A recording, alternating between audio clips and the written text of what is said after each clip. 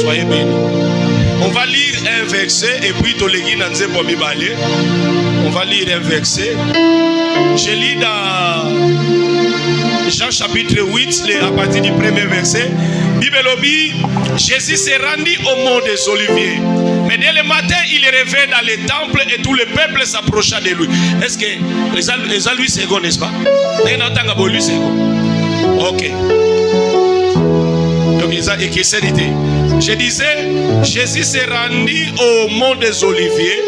Le verset 2e, mais dès le matin, il revint dans le temple et tout le peuple s'approcha de lui. Il s'assit et s'est mis à les enseigner. Alors, les spécialistes de la loi et les pharisiens,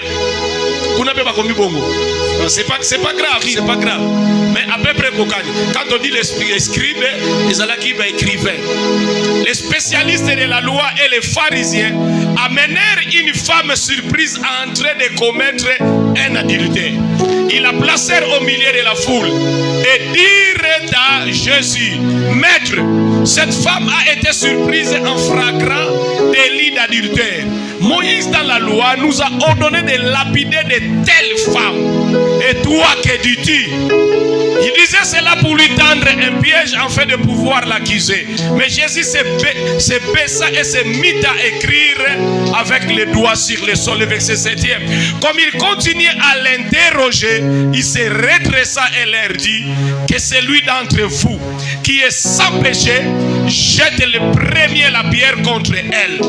Puis il se baissa de nouveau et se remit à écrire sur le sol.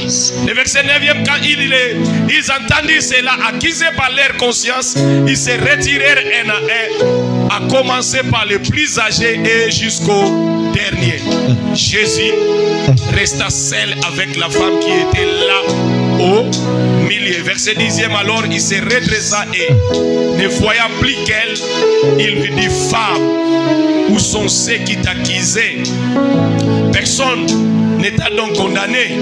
Elle répondit, personne, Seigneur. Jésus lui dit, moi non plus, je ne te condamne pas. Vas-y et désormais ne pêche plus. Parole du Seigneur. J'ai dit parole du Seigneur.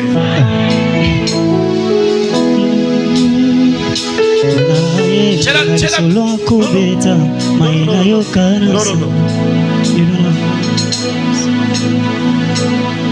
Il faut que la chanson Yamikolo Oezo Salanga Bienino.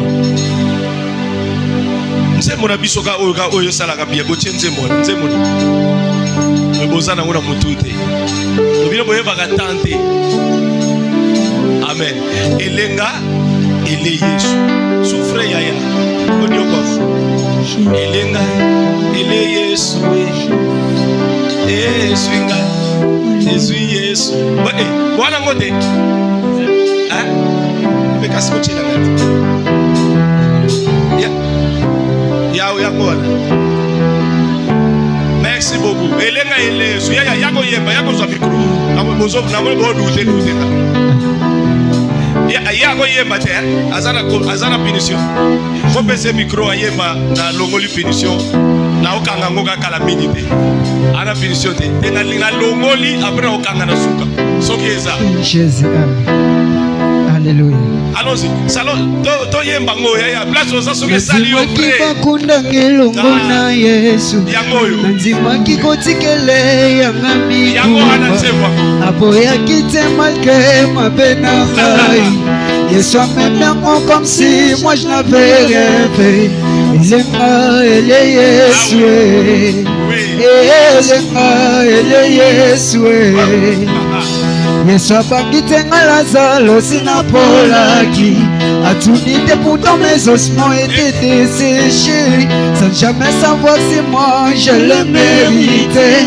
Azaki esika na ngai azaki esika na ngai mokotati makovanda na basaline elobandima bafeble neti ngai oyo andima bangabona ngai nyonso tu na pasi to bisembo il est toujours amour lenga ele Yesu ezinga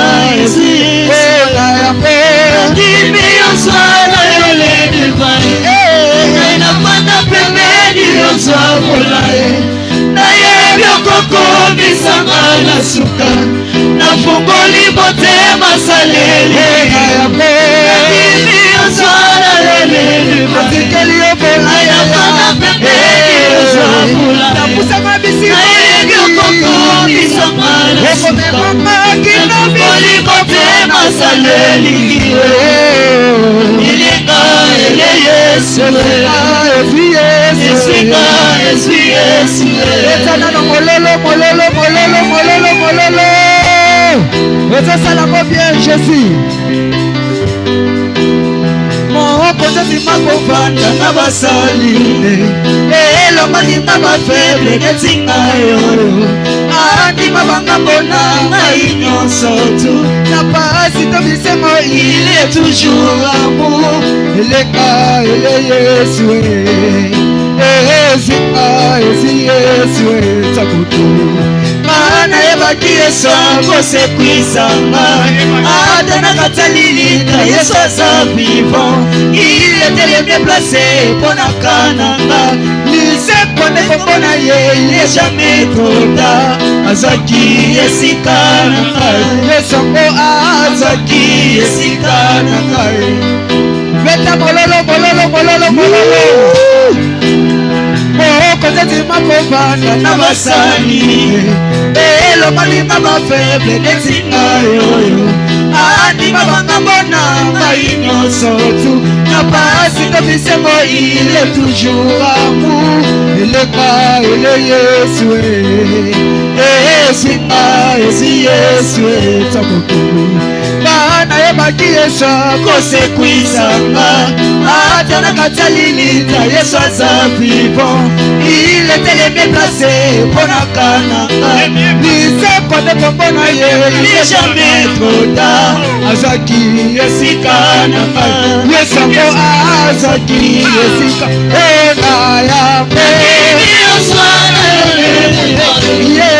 Anapanda pembeni oswabula Sayebe kukumisanga na sula Nakukoli motema saleri Kimi oswana yole Sokoli kirima pembeni Okole mama kinobisi kopana saleri Nakukoli motema saleri kiyo Eleka ele Yesu Betela ye mololo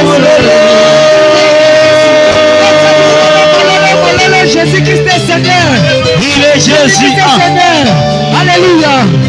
Jésus-Christ est Seigneur. Hey. Okay.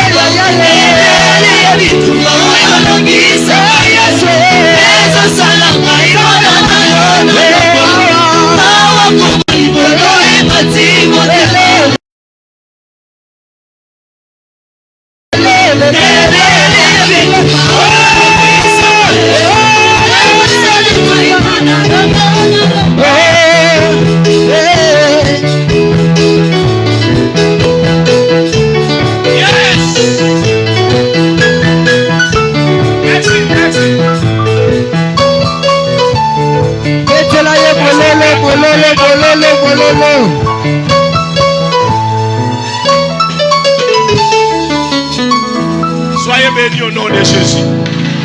Oh, soyez bénis au nom de Jésus.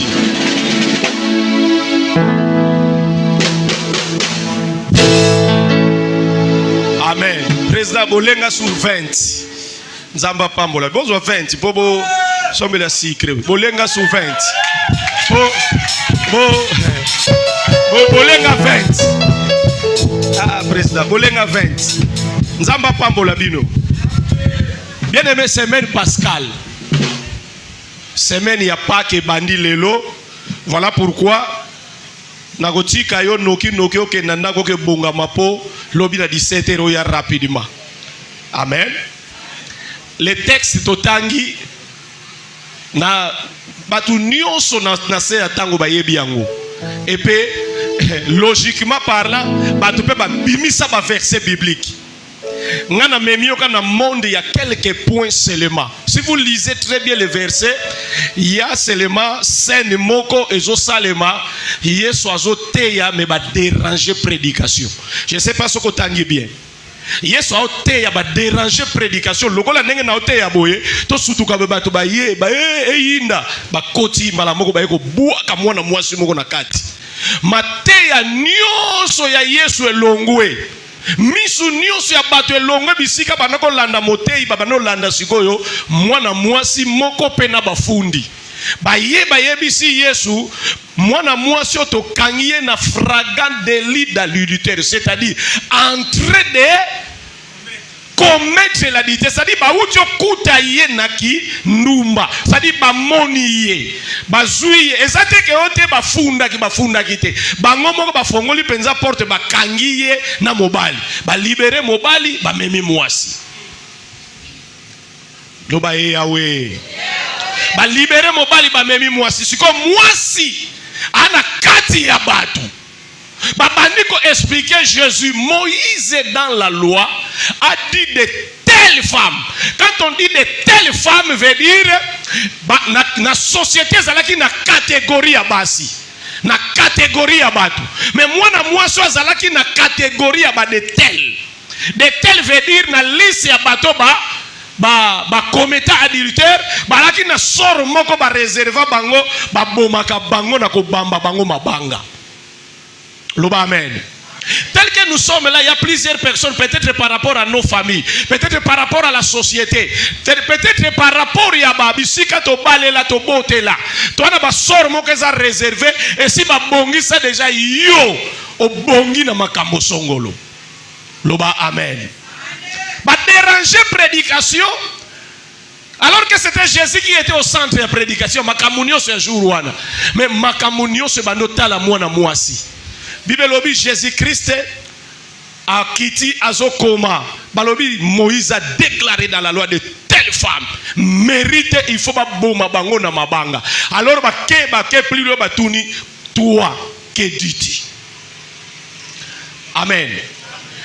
Pour limiter prédication ezaka na phrase moko Jésus a prononcé. Bible lobi a telemi. Na logique, ce que vous avez passage biblique, Yesu alingaki ko répondre te. Mais ce que la bouga qui tellement qui peut répondre parce que Bible lobi tellement pas déranger. A tellement sur quoi à répondre bango. A diebisi bango. Oyo nyonso nanu asala lisumute. Celui qui n'a jamais péché commence par jeter la pierre. Banda yo muto banda. Amen. Nalingi ozonga na muna na mayele na yo. Soki ezalaka yo ba memelaka mwana mwasi et que tu avais même des pensées de Jésus. Tu as yebisa batu onyoso sala na makambo lokola oyo te atombola loboko. Je ne sais pas, je ne pense pas tu allais dire onyoso asala masumute. Abanda ko bamba. Na kanisi yo linga ko loba. Onyoso asala nanu kindumba te abamba. Amen. En fait, Jésus était devant des peuples qui étaient stricts par rapport à la loi. Il était devant les scribes, les écrivains, les patrons de la loi, et il était devant les pharisiens. Les scribes, ce sont eux qui veillaient à la loi. Est-ce que vous avez bien? En fait, pourquoi bah même Jésus? Parce que Jésus était devant ses grands. Avec côté liboso na bango, bato ba memi moi na moi si ba yekaka pemeni à Jésus parce que Jésus avait la loi et les pharisiens. Yango ba yeli moi na moi si ba di tokozoye na kati ya temple. Kuna ne tokozuila ye pona nini bato mibeko soka buki ba kokanga ye. Alors ba poussa ni ba lobi Muntu nyos Moïse a lobaki Banabasi lokola o. Jésus était bité devant un problème. Les pharisiens étaient là, les écrivains, les scribes, les hommes de la loi, les propriétaires de la loi étaient là. Baso veillé à l'obani. Bato pe basaki na bango concerné te. Mais tant que ba boaki bongo Moïse a lobaki bango Moïse balamugi. Ça c'est notre métier. Ils ont touché Nabiloko et Zayabiso. Il va dire quoi? Il se relève et dit tout celui qui n'a jamais péché. Jésus n'a pas dit tout celui qui n'a jamais commis d'adultère. Pourquoi? Parce qu'il y avait des scribes, des hommes de la loi, et savaient que ceux qui et il y avait des pharisiens. Les pharisiens faisaient abstention à Bassi. Est-ce que vous comprenez? C'est-à-dire les pharisiens qui font les makamabasi. Ceux qui font les pharisiens makamabasi au conseiller. Ils sont très stricts. Leur problème c'est plus de respecter Mibeko et puis de respecter Bango Pia Bango Limemia. C'est-à-dire Biloba Nyonso Wana, moi je suis pharisien, scribe Bango Salangote. Parce que ce sont eux qui veillent à la loi. Ceux qui Bango Bakoué n'a pas de problème, c'est comme un sacrificateur à huile lèpre. Quelqu'un a compris ça, n'est-ce pas? Oh, sacrificateur à huile lèpre, vous avez compris? En réalité, c'est lui qui s'occupe de lépreux. Pour que Bazala guérisse, c'est le sacrificateur. Mais quand il va arriver que le sacrificateur montoisi lèpre, qui va s'occuper de lui? Alors, Bango Bakoué na bambeba wanate. Bango baza batu batala kamibe. Mais Yesu a balancé l'obi pour que na kanga na bato baza pemeni nanga. Na bato ba memi moi na moi si. Moi je vais parler de péché. Pourquoi? Parce que tout le monde est là. Ata yo sumuki nanzela moi cité. Mais oyo wana ga muyibi. Ata sumuki nanzela ote. Wana kuna azanoki. Ata sumuki nanzela ote. Abina okanga bango na phrase moko babengi péché. Tout celui qui n'a jamais péché commence par jeter la pierre.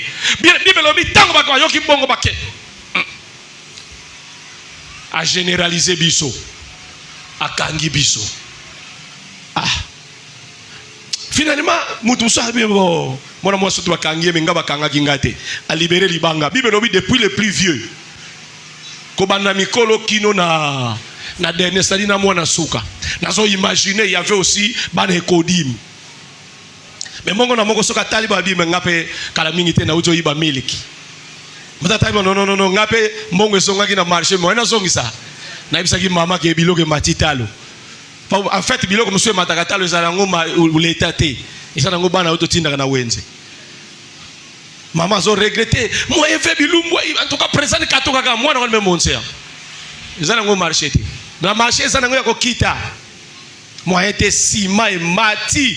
Et sima ça on a 23. Mboka oyo penza mboka eza bien. Isa na chauffeur moko ya wewa mutakanga kinzela. Mboka eza bien mais chauffeur a wewa mutakanga kinzela. Soko kepe na poto okanga bongo ekanga makaka. Soko chauffeur a wewa moko salika bongo na poto ekanga makaka. En fait le Congo n'a pas un problème ya mboka, le Congo a un problème d'homme. Ya batu. Congolais a un problème. Si je deviens président, premier problème nanga na okende CPI, ba okanganga. Ngaso na komika président de la République. So na sisika mandat CPI ba kanginga. Mais je serais fier ba kanganga parce que j'aurais arrangé le Congo. Pour fimbo na kozongisa. Cher frère, fimbo na ko tchapenza ba minga mibali o baza soka beti yo fimbo. Parce que aussi la même pendant 2 semaines. Na tchapenza ba minga. Aujourd'hui, on a quel look sportif solo maître Clovis il faut besoin musala. Donc il faut que vous ayez sentir que le problème est quoi. Donc nous avons bien ba rond point. Mutu penza sakani penza ba tandi penza ba dos ba otala penza ya. Mutu bomi mutu soka chaki meli ba tie na centre ba tie mbeli. Ba dos ba otala. 3 mois c'est trop Congo bongi. 3 mois et belé. Ya o kuleka na parking ya mvua do mona muntu ta koteka na balabala. Niata bango nyonso. Mama bateki balobi Paris. Bokota na kati. Bacheli bino nzambize na kati nani akota kota te. Bokota na makasi. Nzamba pambola mutu moko onode. Onode. En fait, croix, tombe et puis résurrection. 3 choses. Tozo lobela pendant toute une semaine. Ekulusu, Nkunda et puis Lisekwa. Nous sommes en train de parler d'une femme qui est déjà morte. Moi, je suis à Koufi. Pourquoi? Parce que pesé, azana fardo babengi loi. Pasi azana ngona mukongo na ye babengi yango mibeko. Etikali kaka ba exécuté. Pourquoi ba yene pas Jésus? Parce que ba yene te pas Jésus parce que moi so abiki abikité. Ba yene pas Jésus parce que ba ngima ba kisa deuxième personne. Oyo ba ko boma pe na mabanga. O mutu moko ayoki ngabia? Oui. Baba yete pas Jésus pour babiki ça y est. Ba yebaki te que Jésus a kobiki c'est bango ba yebaki déjà que to kende kuna to meka itanga ko kwena mibeko to kangaye. Mais problème est ça moi son nano abiki te. Moi aussi akufa qui par rapport à loi. Loba amen. Mais ils ne savaient pas derrière leur condamnation Jésus avait un plan. Le plan de Jésus est un plan ya batouté. Makanisia Yesu ya makanisia batouté. Bien aimé dans le Seigneur, lorsque la vie vous réserve ma surprise et belle à souffrance, c'est que le maître a toujours un plan qui va contourner plan ya diable. Le maître a toujours un plan oyo bango bako kanate, mais ayena plan ete bango nyo sope basuki. Lobananga amen. Voilà pourquoi on a confiance na batu bako décevoir yo trop. Mais ça a confiance na Nzamba, on comprend que Nzamba elengi. On comprend que Nzamba a bien. On comprend que Nzamba a lipamboli. Loba amen. Ce qui est important avec ce Dieu, ata batunyo so ba osambelate, mais batunyo so ba so s'occuper na ye. Batunyo so ba osambelate, batunyo so ba ye ba Nzamba mo santo. Qui est la frère wa yembi yao. Vous ne pouvez pas imaginer. Frère yembi lobi, longola ba ange. Longola ba ange. Batu ya ba réagir na ba païen. C'est là où je dis waouh. Même les païens réagissent, donc c'est que Nzamba c'est très important. Est-ce que vous comprenez là? Dieu est tellement important que même les païens ne veulent pas Simbaï. Balongo la ba ange, ba païen ba réagir, ba païen ba fingi, bon moni ba église oyo, balongo la ba ange, mais bon qu'est-ce que problème o ba ange ba yemba Nzamba yo zwango wapi? Ils sont dans l'église. Ce que yo lingi ba ange ba yemba, yo ka peto yemba na ba ange, yo lingi te. Frère lobi balongo la ba ange. Tout va réagir, ce qui revient à dire Dieu est au centre de toutes choses. Mais il y a des gens dans la vie qui te feront oublier Dieu. Pour que Dieu ait un problème, il y a comme un centre na bango. Cher frère, Jésus prêche. On amène une femme. Beaucoup de la terre soit silisa. Il y a pas tout nion sont mis sur la bango comme il n'y a pas un moi c'est ndumba. Alors que Jésus prêchait. Batu ba détourner attention à Jésus pour que ba memango na bikolo na bango. Ba détourner attention à Jésus pour que ba memango na mibeko na bango. Mais Yesu ayebisi bango. Tout celui qui n'a jamais péché, cher frère, quand Jésus entre dans ton problème, c'est pour le résoudre, pour ramener tout le monde dans le droit chemin. Et si tu as rappelé, c'est là que tu as un problème. Tu as réservé Koulousou pour yo, pour baka yo lelo au matin Koulousou te, parce que kolo e Koulousou a ça. Babosa na ki yaya, bisika bazo mema mutu oyo pour akufa mutu moko yaki déjà pour akufa la ye. Alors bazo mema et pas mutu yaki pour akufa la ye. Jésus n'a fait que anticiper les choses. Jésus n'a fait que précéder des choses. Jésus n'a fait que ramener makambo oyo kosala lobi na lelo pour cette femme. Yesu akufela biso na Koulousou, Yesu banda ko kufela sur place et cette femme est guérie. Loba amen. Avec tout c'est lui. Alors finalement, Moutounio c'est depuis le vieux jusqu'au plus petit bango so batamboli. Tango bango so batamboli, Jésus est resté seul. Et puis finalement Jésus tango telemi atali batu baza suta ibisiye. Maman telema telemi abatu bafunda ki omwe bosa vefi abi o bazate habi muntu condamné yo tabi muntu condamné ngape na condamné to va mais ne pêche plus. Loba amen. Le maître de vin et ne pêche plus. Aza ya kalate. Aza na actualité kino lelo. Na lingina banda ko rappeler tout simplement. Là où tu as échoué na vie batino so ba beti minoko bango nyonso bagangi babi en tout cas oyo frère oyo en tout cas sœur oyo en tout cas batu en tout cas nazo rappeler le maître de va et ne pêche plus et aussi actuel azananu ya sikakino lelo tout ce qu'il fait c'est que yo on comprendre qu'avec Dieu on peut redémarrer. Avec Dieu, on peut recommencer. Avec Dieu, on peut reprendre à zéro. Avec Dieu, bien aimé, c'est possible. Makamo e bebaki et yayasika. Lobananga, amen. En fait, la croix, la tombe, ça, ce sont des programmes d'hommes. Lobananga, amen. Dieu, dans sa divinité, a prévu la mort de Jésus. Oui. Dieu, dans sa divinité, a prévu la mort de Jésus. Mais le diable, dans son programme, a prévu la croix et la tombe. Oui. Loba amen. Na bon Nzambe a prévoyé que Yesu faut couper la batte. Mais le lenga ko couper la batte. C'était le programme du diable. Et le diable croit toujours gagner lorsqu'il a un programme sur toi. Lorsqu'il a un programme sur nous, le diable croit toujours avoir raison. Loba amen. Mais si kana banda ko rappeler yo, programme diable est cause à la paix exécuter. Ma frère Moussouba lobaka nini tia virgule na vina nga ko tia pointé pour celle nzamba ko tia point ngana lobaka bongote ngana lobaka même tia na point parce que kolo phrase ezanzambe kolo histoire ezanzambe bien aimé dans le Seigneur batu Moussouba lobi oh, ça c'est Mutamayeli ya bwani ya Salomon il a écrit dans livre na lobi nini pour ceux qui vivent il y a encore de l'espoir. Pour nous bazana bomo espoir ezananu lokola nano kufite Elikia mais nzambo ya pia que Elikia même a un mort. Ah oui, il peut faire revenir un mort oya zanga ki Elikia zongeli Elikia même Elikia kufa Dieu peut ressusciter Elikia. C'est vrai, il y a de l'espoir pour ceux qui vivent, mais pour Dieu il n'a pas de l'espoir seulement pour ceux qui vivent. Il peut donner de l'espoir même à ceux qui étaient morts. Alors, tout simplement que personne n'était limite.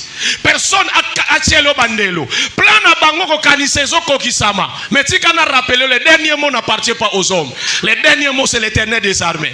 Maloba ya souke ya batute. Maloba ya souke ya wenzambe na bomo. Voilà pourquoi, bien aimé dans le Seigneur, Dieu dit ne craignez. Ne craignez rien, phrase ya soko bano analyser ango.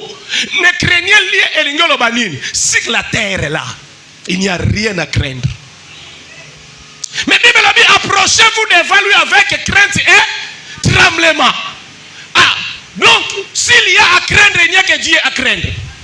Ce qui est ça ko banga ezaka na nzambe photo banga ya batute parce que batu bako tia programme na vie na yo pour ba limiter yango mais avant ba limiter vie na yo ba limiter d'abord vie na bango parce que nzambe ya lola a un programme et na programme nzambe il n'a jamais prévu de l'échec.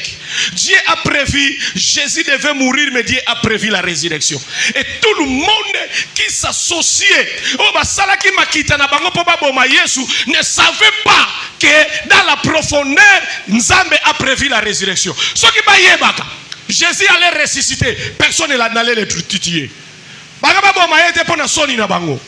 Oh, loba amen. Voilà pourquoi bien aimé va comploter balobi. Non. Cet imposteur a dit. Cet imposteur a dit après 3 jours il va ressusciter. Wana bango moko bazo raisonner.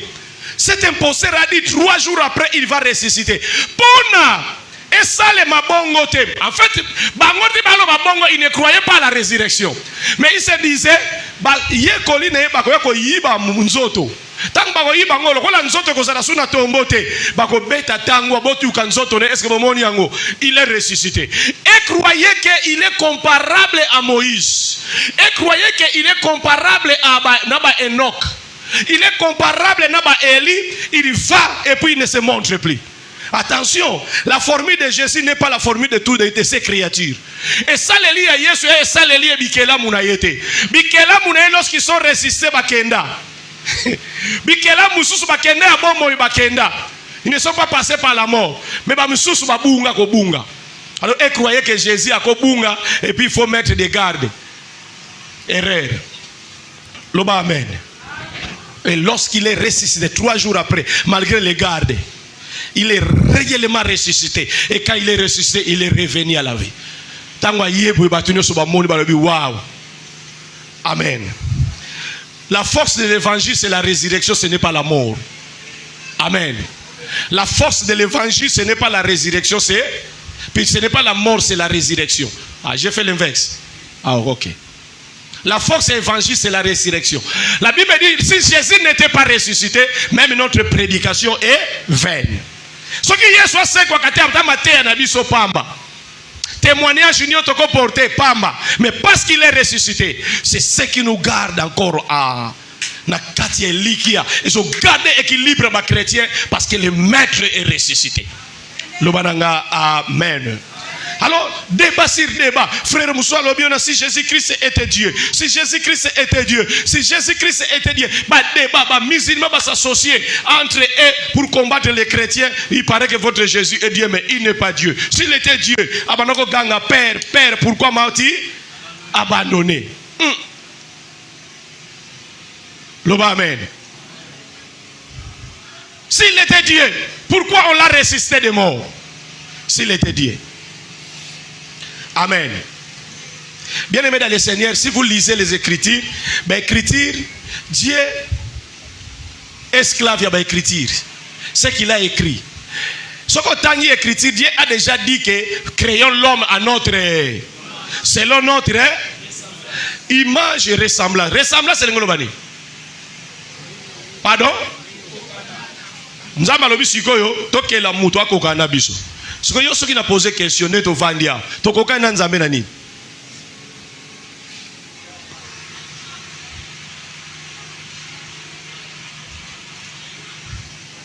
Un problème, n'est-ce pas? Vous savez cette question, si vous répondez à ça, tu peux répondre à un musulman. Créons l'homme à notre image selon notre ressemblance. À quoi nous ressemblons à Dieu? À quoi nous sommes image à Nzambe? Si on répond à la question, on répondrait musulman. Parce qu'ils ne peuvent pas dire Jésus-Christ est prié. Donc Jésus, si vous dites qu'il est Dieu, votre Dieu a prié Dieu. En fait, c'est ça la logique, non? Quand on dit créer l'homme à notre image selon notre ressemblance, c'est-à-dire nenga nazaboy. Nzamba sala lolenge ye azanenga nazana nini? Parce que Dieu est 3, l'homme encore est 3. C'est-à-dire, je ne dis pas qu'il y a 3 dieux. Mais Dieu est tripartite. L'homme est tripartite. Moutou aza misatu. Moutou aza nzoto, azana molimo, azana elimo. Amen. Est-ce que nous omonate, oboya, mais olinga? Non, ne saleme la yote. Ariel. Na oibate. Talambongwe bele. Soko yibi masumu. Soko yibi kaka. Totika na biso masumu, poba tusuba kipano masumu teme. Tolandaka kamulai. Soko yibi kaba kangio kamulai. C'est-à-dire muntu abanga kamulai, mais posa nini? Ya mbongo. Posa mbongo eza. Nani wana abanga kamulai? Minano na linga mbongo. Vous croyez que na oyazo linga mbongo na oyazo banga kamulai baza mutu moko? Ba moko te. C'est-à-dire, il y a des choses qui se passent dans la vie, dans le corps de l'homme. Oyo eko lingadate, ça existe. Nano monate frère, oyo linga suba te mo subi kana mbeto. Oya suba kina mbeto eza yo. Yo ne muto kansaka yo ne muto suba kina mbeto eza yo te. Ah. La éviter ça nazo expliquer très bien. Écoutez-moi. Chers frères, nandoki oya vandi awa. Alali na ndaku na bango na butu ake France ake loka. Akomi na France kuna ake anyokoli mutu aza na France abomie azongi. Nani mutu akendaki na France? Eza oyo mutu akendaki na France. Nzoto oyo akendaki na France. Nani mutu uti France? Esprit uti France. Pour nini nzoto akendaki te? Comment un homme peut aller en France tout en étant au Congo? Mais à quelle France? Mais vous ne voulez pas que Dieu reste au ciel tout en étant sur la terre? Comment tokokai na nzambe? Tokokai na nzambe parce que muntu akobima kati na ye. Dieu peut sortir de lui-même. Loba amen. Ah oui. Dieu peut sortir de lui-même. Mais batu balingi te nzamba bima kati na ye muntu akobima. Batu balingi te non to sala na incantation tout ça na se sentir na se retrouver na planète telle. Yo ke ça ni na planète wana. Nani ya ke planète po biso zo mona yo. Allô, amen. Ainsi, si vous lisez la Bible, quelqu'un l'a compris mieux que tout le monde, c'était David. David a dit dans la parole de Dieu, ce que Tangiango, alobi et pas ya mon âme loue l'Éternel et n'oublie aucun de ses biens. Bon, oyazo banani. David namuno, David alobe pas nani. Toloba clair. Molimo nanga kumi sanzambe ya mibale ko bosa na tabola moko salela yote yo molimo nanga David alobe pa nani aloba aloba na nani aloba na molimo na ye oh donc muntu akomi lobela ye moko ali boma te. C'est normal, n'est-ce pas? Mais pourquoi Jésus-Christ, quand il parle à Dieu, Dieu ne peut pas parler à Dieu? Mais biso c'est normal to loba epa na biso moko. Mais nzambe soka mi lobi epa na ye moko ote, Jésus-Christ n'est pas Dieu. Je vous donne un exemple, frère Watamba on a balabala ye moko. Mbongo wana so na ziango kaka. Na longoli parwana. Na si parwana balali. Balali. Nako liya mbongo. Ye moko mta loba. Liboma wana loba na ye moko eza normal soki nzamba lobi epa na ye moko nzambe ne mabe. Na ina atali sabino. Dieu n'a pas copié l'homme. Mais plutôt l'homme qui a été créé comme état copie en nzambe. Ce n'est pas Dieu qui est copie. Pour que on dit makambo ele kana vi ya mutu oboya makambo ele kana vi ya nzambe. Alléluia. Jésus-Christ était une divinité, la divinité parfaite Yanzambe sur la terre. Sa représentation, son empreinte, et ça c'était Jésus. Plusieurs versets le démontrent. Ata obunani ndengeni omona ba verset biblique et le Père et le Fils, il n'y a pas deux. C'est l'unique. Nzambalo la pambola mutumogo. Na balusi pona yebisa yo via muntu na se atango ekoleka na ba étape nyonso ekolekisa étape moko en principe étape moko te kolia yesu ko za nzambe étape moko te ko boma yesu ki za nzambe. Vous pouvez tout perdre dans la vie, mais si vous êtes dans la race ya Job, Dieu a donné, Dieu a repris ce que vous avez encore de réserve au ciel. La croix et la tombe aussi sabisoté. La croix et la tombe est un passage obligé pour que Batouba mona résurrection na biso. Ce qui va simba ke na maboko te, ba yaka ne pas Jésus te, ba sambu saka na foule te, cette femme n'allait pas ressusciter. Elle est ressuscitée parce que ba luka ki ba memaye kino na tombo. Et tombo ya mwana mwasi ezalaki liboso ya bat. Plusieurs personnes sont déjà de tombeau. Ba lekisa bango na ba ya sambi c'est dessus ba katela bango etombo. Tant ba sambi ça, il y a des pharisiens, il y a des scribes, les maîtres de la loi. Mona mwasi ko bikate. Mes chers frères, nenga bika ata muto moko atikala te. C'est ce qui est important. Bisiko ko bikela, bisiko ko bongela, banguna no bako panzana. Voilà pourquoi la Bible dit bakoya molongo moko bako panzana nzela. Yatika bango bayangana, bayangani te po baboma yo, bayangani te po basilisa yo, bayangani te po basambwisa yo, mais bayangani po mutu na mutu ame masango ya bolamu na yo. Oh, nalobi bayangani po ba me masango ya bolamu na yo. Ainsi Dieu bénisse quelqu'un au nom de.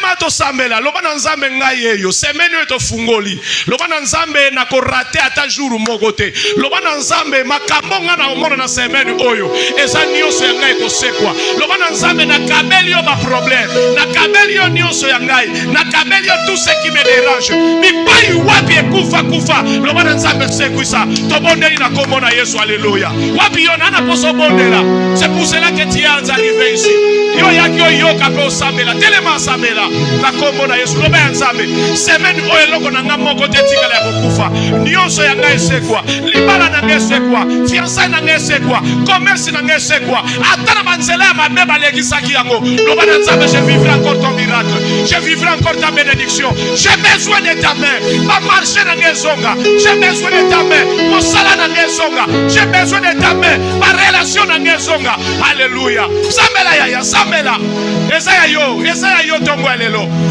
Esaya yo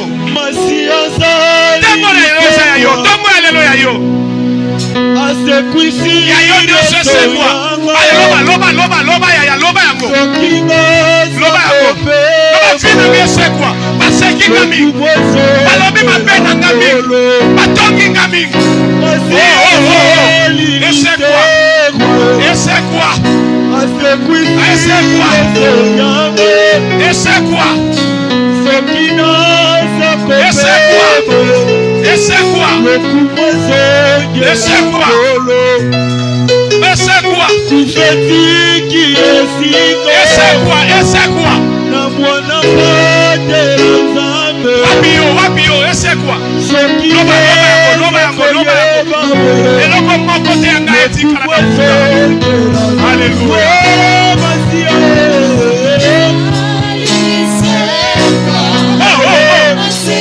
Samela yaya Samela Alléluia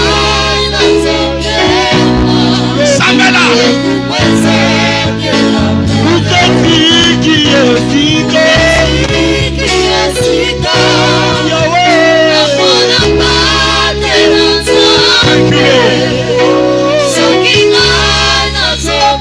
merci Jésus.